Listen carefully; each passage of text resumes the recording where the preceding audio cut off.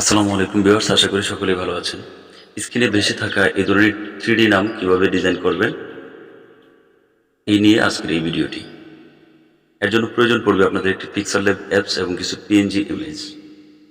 Pixellab apps এবং PNG ইমেজের link এই ভিডিও ডেসক্রিপশন বক্সে পেয়ে যাবেন, সেখান থেকে ডাউনলোড করে নেবেন। তবে চলুন শুরু করা যাক। প্রথমে এখান থেকে Pixellab অ্যাপসটিকে ওপেন করে নেব। Pixellab অ্যাপসটিকে ওপেন করে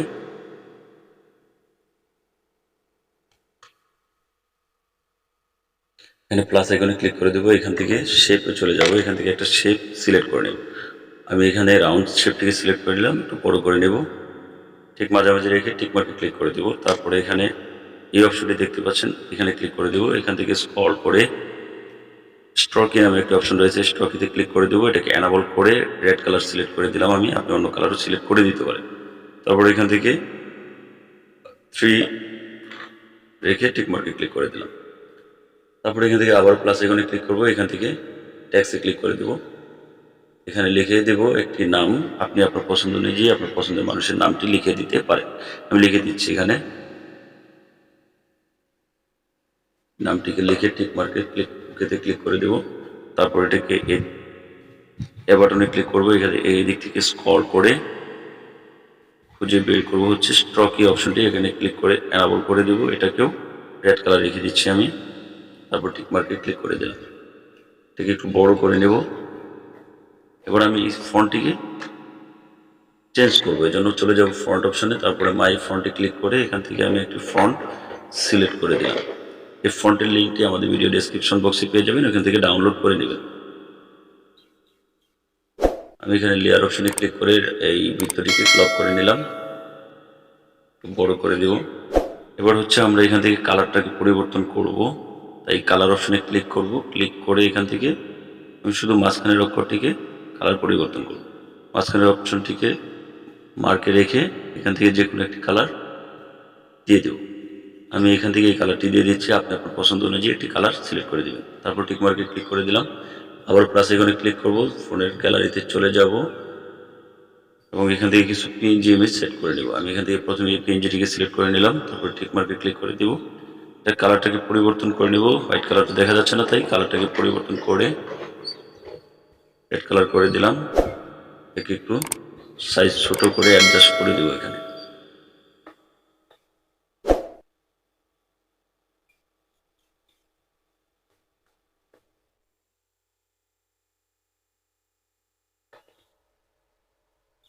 অ্যাডজাস্ট করে দিলাম। তারপরে এখান থেকে আবারও এটাকে কপি করে নেব। তারপর এটাকে ক্রপ অপশনে ক্লিক করে সাইড পরিবর্তন করে এই পাশেও সেট করে দেব।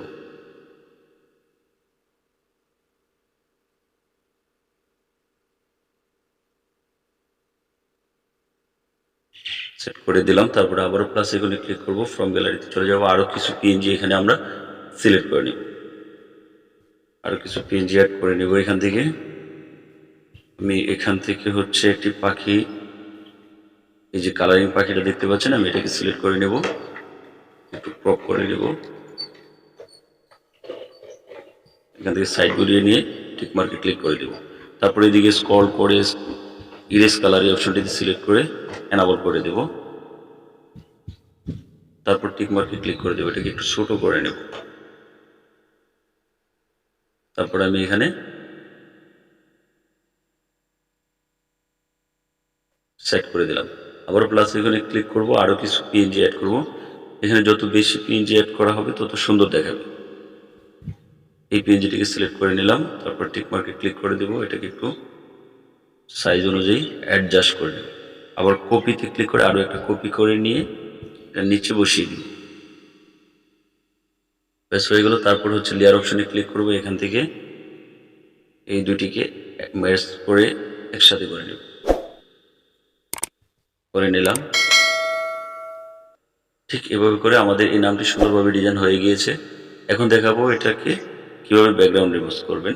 ব্যাকগ্রাউন্ড রিমুভ করার জন্য এই অপশনটিতে ক্লিক করে দিবেন। তারপরে ট্রান্সপারেন্ট এই অপশনটিতে ক্লিক করে দিবেন। এবার ফোনের গ্যালারিতে সেভ করার জন্য এই 3 ডট অপশনটিতে ক্লিক করে দেব। এক্সপোর্ট ইমেজ এই অপশনটিতে ক্লিক করে দেব। এখান থেকে কোয়ালিটি ভালোর জন্য ডিফল্ট এই জায়গায় ক্লিক করে আল্ট্রা করে দেব। তারপর সেভ টু গ্যালারি এই অপশনটিতে ক্লিক করে দিই।